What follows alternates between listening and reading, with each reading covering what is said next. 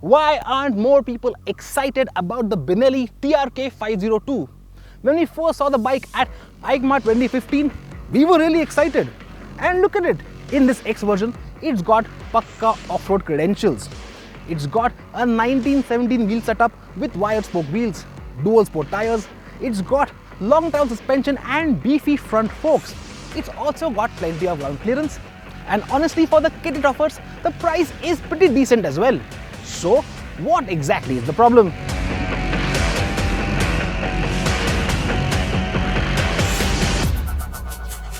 Well, one problem is that at least on paper, the engine's performance is not that impressive. This 500cc parallel twin motor makes 47.5 PS of power.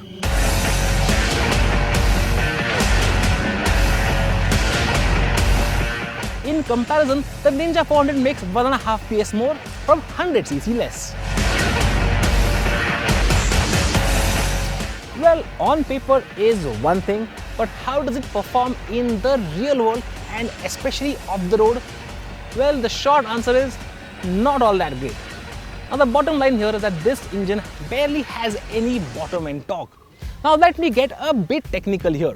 This parallel twin motor has a 360-degree crank, while other more off-road oriented parallel twins usually have a 270-degree crank, because that's what you need to get that pulsy power delivery for that extra traction in the dirt.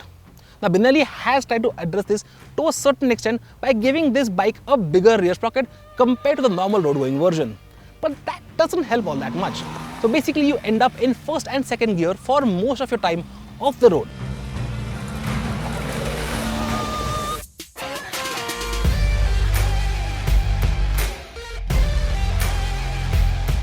And if you thought that you're going to get the rear wheel spinning and the back end sideways in the dirt, well, think again, because the motor simply does not have the punch. You have to rev the nuts off it, and that means the speeds go up like crazy, and then it requires superhuman skill off the road.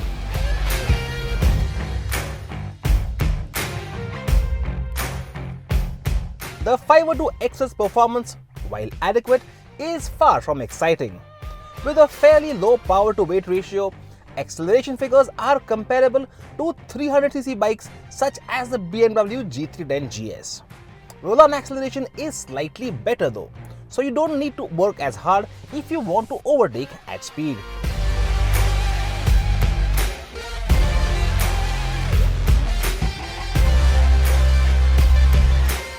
So are there any positives to this engine, you ask? Well, of course there are. Just like Benelli's other twins, this too is extremely refined at low RPM. Yes, some vibes do creep in past 7000 RPM in the foot pegs and the tank, but you won't be there that often because the bike can pull very comfortably from low RPM. In fact, this one pulls easily from 40 kph in 5th gear, and that is commendable.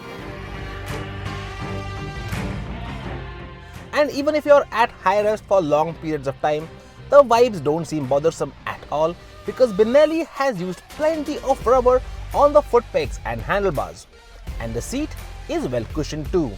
Out on the highway, the 502X can sustain cruise speeds of 120 to 130 km per hour all day long. As we discovered, riding some 800 km from Chikamagalur to Pune wasn't tiring at all. Now, one thing Benelli knows how to do quite well is tune exhausts, and the 502X is no different.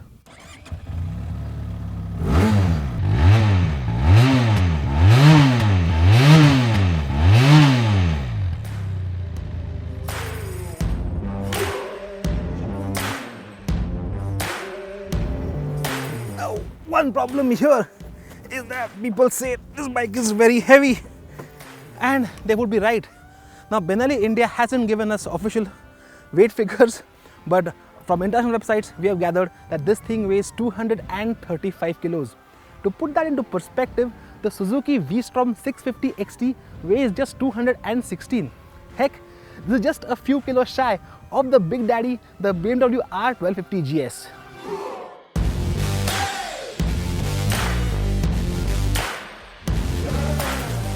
And off the road, all this mass is the last thing you need, which makes this TRK 502X more than a handful in the dirt. Now, it would have been a different thing if all this weight was focused low down and centered, but it's not. It's pretty much at the top. So when you're standing on the pegs and riding, the whole bike feels really top heavy. So taking turns in the dirt while standing on the pegs requires a lot of skill and a lot of courage. Now things do get a little bit easier when you're sitting down in the saddle and you're on tarmac. But especially in the corners, you can still feel all that weight. Turn in and that weight just sort of drops into the turn a little too suddenly, and that does take a little bit of time and patience to get used to. But once you get used to it, the handling does inspire confidence.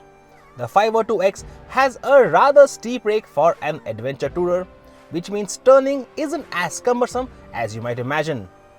And its weight also keeps it well settled, whether through the corners or at speed on the highway.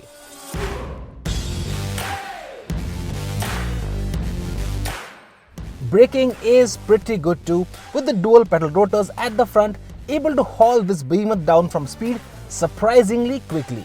And if you're feeling particularly adventurous, you can switch off ABS completely on both wheels as well.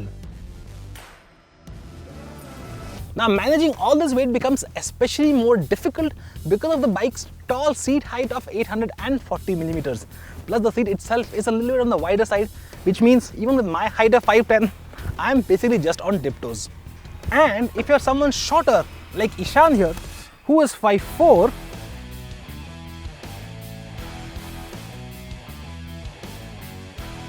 while the seat height might be a little on the higher side, the seats themselves are extremely comfortable both for rider and the pillion. In the 12-hour ride from Chikamagalur to Pune, our backsides had nothing to complain about.